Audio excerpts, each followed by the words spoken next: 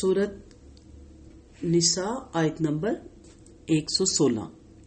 ان اللہ لا یغفر ان یشرک بہ ویغفر ما دون ذلک لمن یشاء ومن یشرک باللہ فقد ضل ضلالا بعیدا. بے شک اللہ اس بات کو نہیں بخشے گا کہ اس کا شریک بنایا جائے، اور بخش دے گا جو اس کے علاوہ ہے جسے چاہے گا، اور جو اللہ کے ساتھ شریک بنائے تو یقیناً وہ بھٹک گیا اور بہت دور بھٹکنا. پچھلی آیت میں اس شخص کا ذکر ہے جو آپ صلی اللہ علیہ وسلم کی مخالفت کرتا ہے اور مومنوں کے راستے کے سوا کسی اور راستے کی پیروی کرتا ہے. ایسا وہ شخص ہو سکتا ہے جو اپنے کفر پر اصرار کرے اور دین اسلام قبول نہ کرے. اس آیت میں اللہ تعالیٰ نے اس کے کفر پر اڑنے کو شرک قرار دیا اور صراحت فرما دیا ہے کہ اس کی بخشش کی کوئی صورت نہیں. اگر کوئی شخص دین اسلام قبول کر لے، اللہ کی توحید اور رسول صلی اللہ علیہ وسلم کی رسالت کی شہادت دے، اس کا عملی ثبوت دے اور اپنے فعل سے بچا رہے جس سے آدمی ملت اسلام سے خارج ہو جاتا ہے، تو پھر کبیرہ گناہوں کا ارتکاب کر بیٹھے تو اللہ تعالیٰ کی مرضی ہے، چاہے تو وہ ویسے ہی معاف کر دے، چاہے سزا دے کر جنت میں داخل کر دے. مگر جو شخص اسلامی قبول نہ کرے یا اسلام لا کر کھلا مرتد والے اعمال کا ارتکاب کرے تو اس کے لیے اللہ تعالیٰ کے ہاں معافی نہیں، کیونکہ اسے معافی دینے کا مقصد باغی غدار کو معافی دینا ہے جو اپنی بغاوت اور غداری پر قائم ہے. بغاوت کوئی معمولی سے معمولی بادشاہ بھی برداشت نہیں کرتا، تو بادشاہوں کا بادشاہ جس کی غیرت بے پناہ ہے وہ بغاوت کو کیسے معاف کر سکتا ہے؟ معلوم ہوا کہ ابدی جہنمی کفار اور مشرکین ہوں گے، مسلمان گناہگار ہمیشہ جہنم میں نہیں رہیں گے. اس سے ان لوگوں کا رد نکلتا ہے جو کبیرہ گناہ کے مرتکب مسلم کو دائمی جہنمی کہتے ہیں.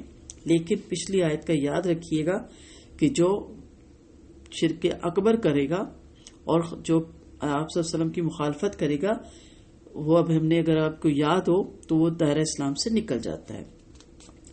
اوپر سے منافقوں کا ذکر آ رہا ہے جو پیغمبر اسلام صلی اللہ علیہ وسلم کے فیصلوں کو پسند نہیں کرتے اور جدھر راستہ ملے چلے جاتے ہیں. اس آیت میں فرمایا کہ اللہ تعالیٰ شرک کو نہیں بخشتا، تو معلوم ہوا کہ اسلام کے سوا کسی دوسرے دین طریق کو محبوب رکھنا، طریقے کو، اور اس کو معمول بنا لینا تو یہ شرک ہے، کیونکہ اسلام کے سوا جو دین بھی ہے شرک ہے، اگرچہ پرستش کا شرک نہ بھی کیا جائے.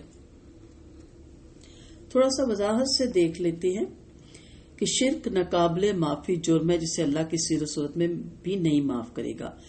کیسے گناہوں کی معافی کی توقع ہو سکتی ہے؟ دوسرے گناہوں کے متعلق یعنی یقینی طور پہ نہیں کہا جا سکتا کہ وہ معاف ہو جائیں گے. اللہ جس کو چاہے اور جو سا گناہ چاہے معاف کر دے، اختیار رکھتا ہے، اور چاہے تو اس پہ پکڑ لے. گناہ بھی دو قسم کے ہوتے ہیں، یا ایک ہی گناہ میں دو قسم کے حقوق ہوتے ہیں، ایک اللہ کا حق، دوسرے بندوں کا. اللہ جسے چاہے اپنا حق معاف کر دے، جسے چاہے نہ کرے، مگر بندوں کے حقوق کی ادائیگی لازمی ہے، تبھی اللہ تعالیٰ اپنا حق بھی معاف کرے گا. بندوں کا حق خواہ اس دنیا میں ادا کر دیا جائے یا ان سے معاف کروا لیا جائے، یا اللہ تعالیٰ اپنی مہربانی سے حقدار کو بدلہ اپنی طرف سے ادا کر دے. بہرحال بندوں کے حقوق کی معافی کے بعد اللہ کے حق کی معافی کی توقع ہو سکتی ہے.